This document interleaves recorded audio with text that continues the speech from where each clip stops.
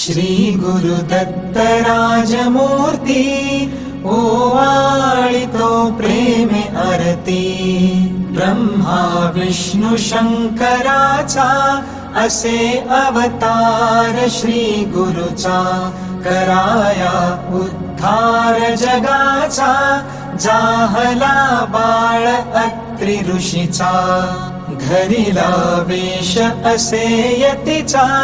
मस्तकी मुकुट शोभे जटीचा कंठी रुद्राक्ष माळ धरुनी हातामध्ये आयुध बहुध भरुनी